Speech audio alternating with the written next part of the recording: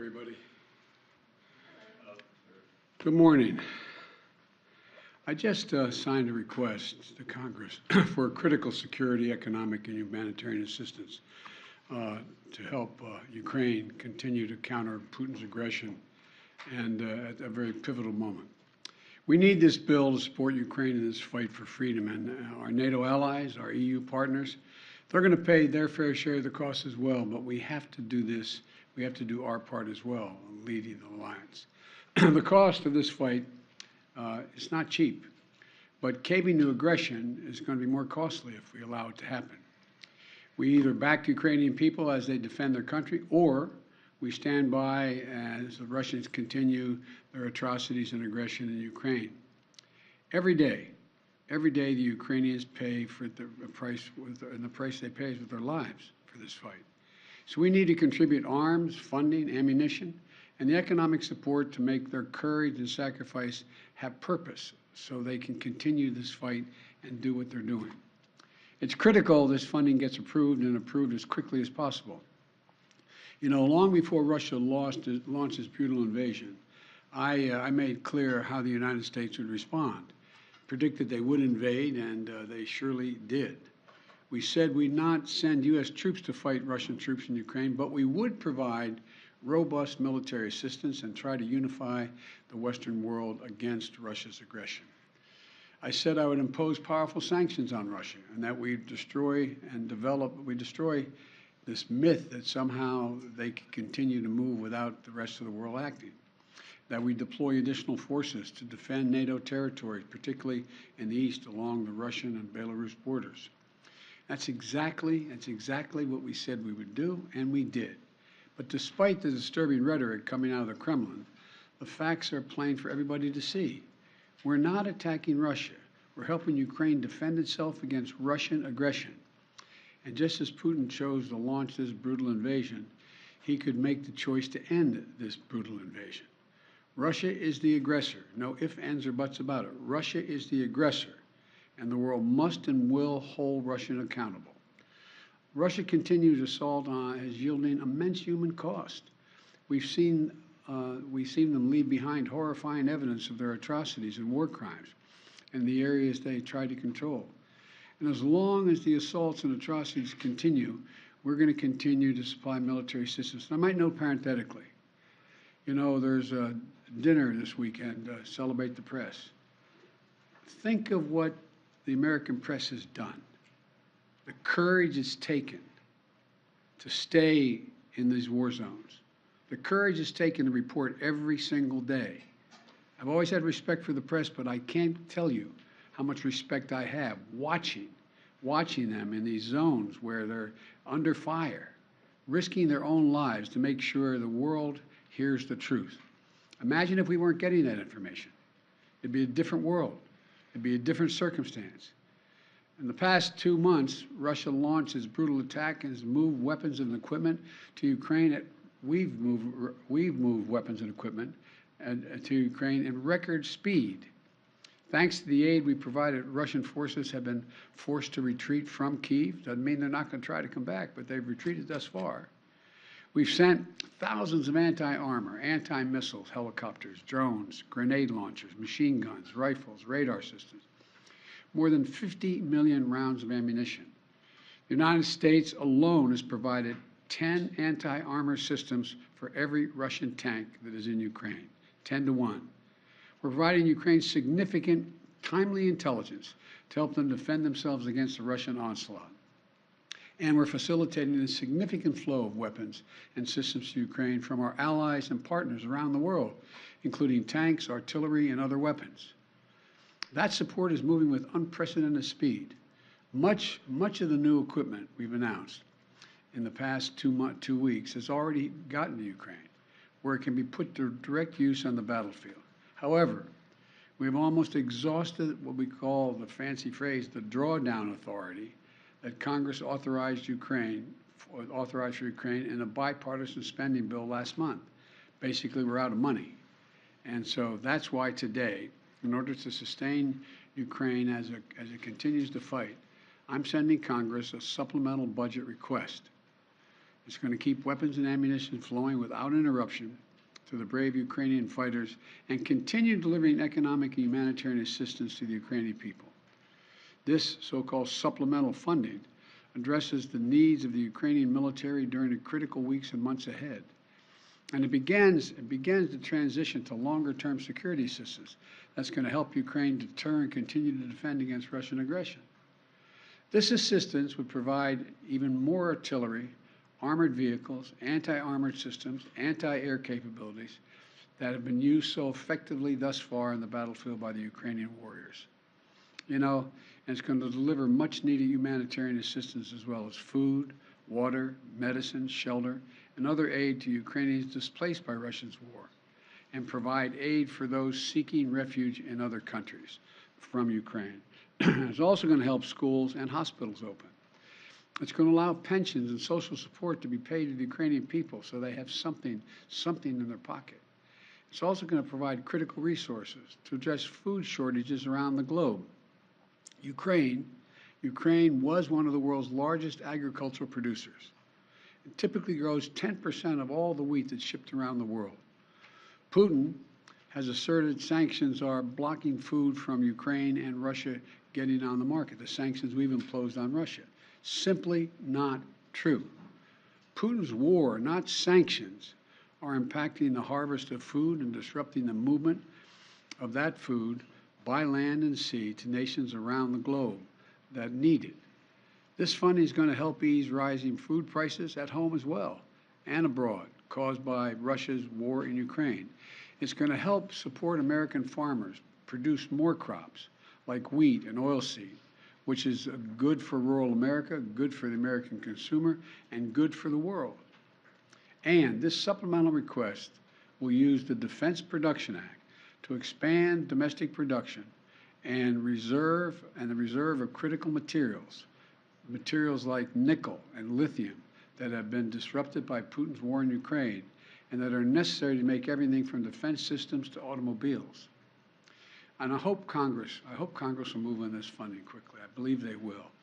I want to thank Congress, Democrats and Republicans, for their support of the people of Ukraine.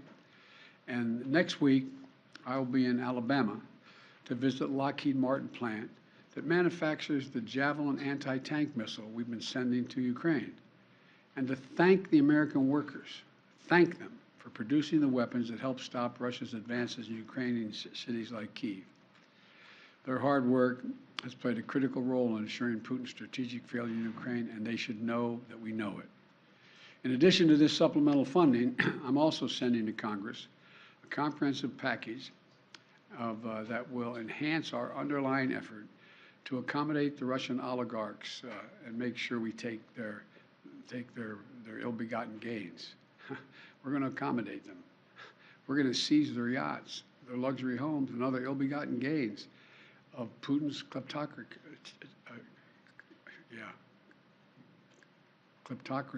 and the guys who are the kleptocracies.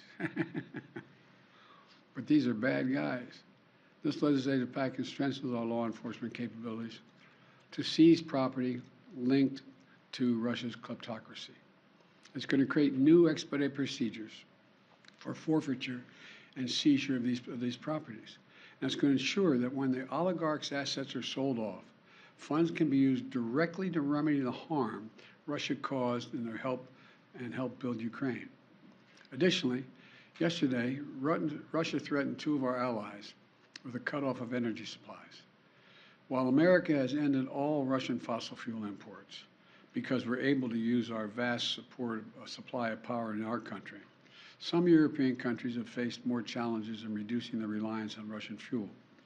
Russia has long claimed to be, quote, the reliable source of energy for the world. No matter what the differences are, their customers are always going to be in good shape. But these actions prove that energy is not just a commodity that Russia sells to help meet other countries' needs, but a weapon we use to deploy against those who stand against their aggression. So let me be clear. We will not let Russia intimidate or blackmail their way out of these sanctions. We will not allow them to use their oil and gas to avoid consequences for their aggression. We're working with other nations like Korea, Japan, Qatar, and others to support our effort to help European allies threatened by Russia with gas, blackmail, and their energy needs in other ways. Aggression will not win. Threats will not win. This is just another reminder of the imperative for Europe and the world to move more and more of our power needs to clean energy. In the United States, we're doing that right now. Last year, we developed more solar, wind, and battery storage than any year in our history, enough to power 56 million American homes. Earlier this month, we acted to bolster the reliance on our nuclear energy facilities, which generates more than half of our carbon-free power. And we're just getting started. I look at this as a serious problem, but also an enormous opportunity, Bottom line, all these actions we've been taking are about the truth, this truth. Investing in Ukraine's freedom and security is a small price to pay to punish Russian aggression to lessen the risk for future conflicts. You know, throughout our history, we've learned that when dictators do not pay the price for their aggression, they cause more chaos and engage in more aggression. They keep moving. And the cost, the threats to America and the world keep rising. We can't let this happen. Our unity at home, our unity with our allies and partners, and our unity with the Ukrainian people is sending an unmistakable message to Putin. You will never succeed in dominating Ukraine. Finally, we're going to continue to deliver critical support to Ukraine. We must also not let our guard down in our fight against COVID-19 at home and abroad. That's why I'm again urging Congress to act on my request for $22.5 billion in emergency resources so the American people can continue to protect themselves from COVID-19. The reason we were so successful in the past is because I was able to work with drug manufacturers to order significant quantities of material we needed ahead of time to get in the front of the line. Without additional funding, we can't pre-order the amount of vaccines we need, and we risk losing our spot in line for vaccines that target multiple variants. We're running out of supply for therapeutics, like antiviral pills that we desperately need. Without additional funding, we're unable to purchase the life-saving treatment for the American people. We've donated more vaccines and treatments to the world than all other nations in the world combined. If the U.S. won't do it, no one else is really going to step up and do it. Without additional funding, the United States won't be able to help stop the spread around the world and close off ongoing sources of the supply chain disruptions. Look, let's get both of these critical tasks done. No delays, no excuses, just action, now.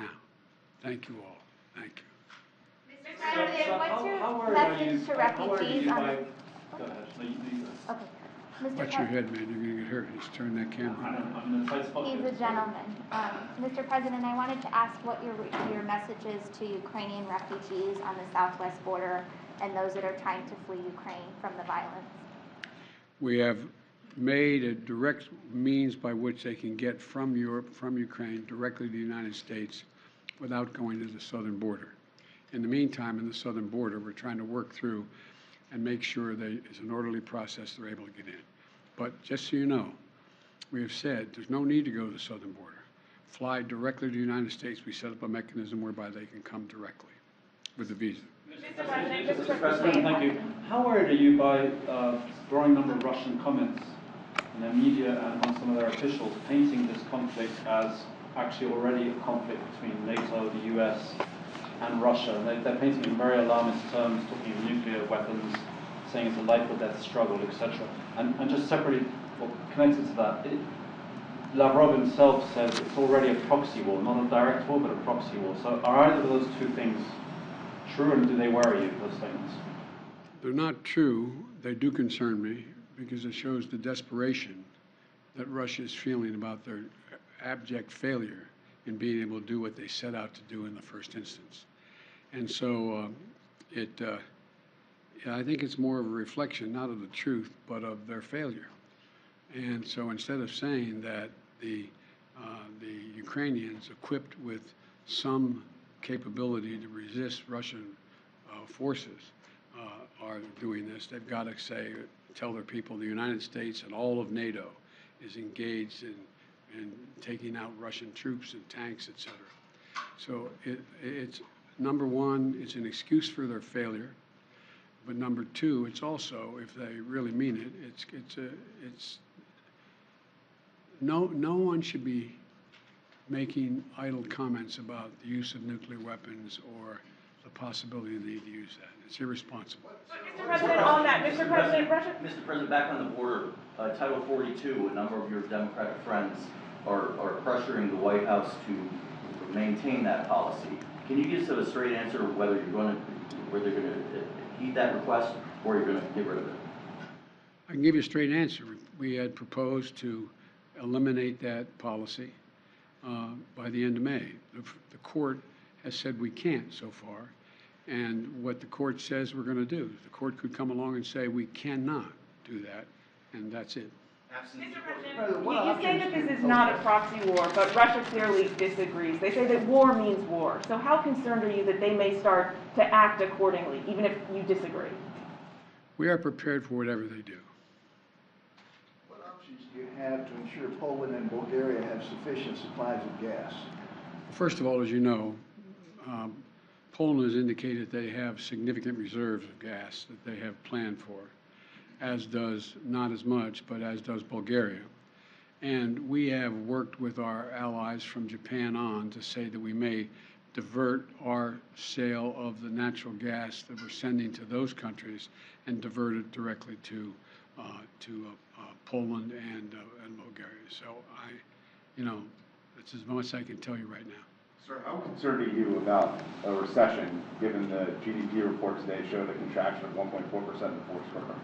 Well, I'm not concerned about a recession. And, I mean, you're always concerned about a recession, but the GDP, fell to 1.4%. But here's the deal. We're also had last quarter consumer spending and business investment and residential investment increased at significant rates, both for leisure as well as hard products, number one. Number two, unemployment is the lowest rate since 1970. A record 4.5 million businesses were created last year. We're in a situation where we have a very different view than Senator Scott of Republicans that want to raise taxes on the middle-class families and want to include half the small business owners in that. So I think what you're seeing is enormous growth in the country that was affected by everything from COVID and the COVID blockages that occurred along the way. Now, you always have to take a look, and no one is predicting a recession now. Some are predicting there may be a recession in 2023. I'm concerned about it, but I know one thing, that if our Republican friends are really interested in doing something about dealing with the economic growth, and they should help us continue to lower the deficit, which we've done last year, over $350 billion. They should be willing to work with us to have a tax code that is actually one that works and everybody pays their fair share. And they should be in a position where you shouldn't be raising taxes on middle-class folks. You should be raising taxes on people who everyone acknowledges that the vast majority of Republicans aren't paying their fair share. I've said it 100 times. You have, 50 major corporations of the Fortune 500 companies made $40 billion last year, didn't pay a single penny. No one under our proposal, making their $400,000 a year, will see a penny in their taxes go up, not one penny. Mr. President, about tying COVID aid to Ukraine aid. Do you think COVID aid and Ukraine aid should be tied together in legislation? Well, I don't care how they do it. I'm sending them both up. I mean, they can do it separately or together, but we need them both. Mr. President, Majority Leader Schumer said yesterday that you're, quote, getting closer to using executive authority to cancel up to $50,000 in student loan debt. Can you confirm that? What exactly are you looking to plan to do here in the coming You mean my months? spokesman said that? Majority Leader Schumer. Yeah. Look, number one, first thing we did was reform the system that was in place that didn't work for anybody, that allowed people to write off debt if they engaged in public service. we've almost 1,785,000, don't hold me to the exact number, I'll get the number, 700 and some thousand have had debt forgiven, their whole debt forgiven because of their working in either as teachers or other means by which they qualify. And we continue to make that easier. Secondly, I am considering dealing with some debt reduction.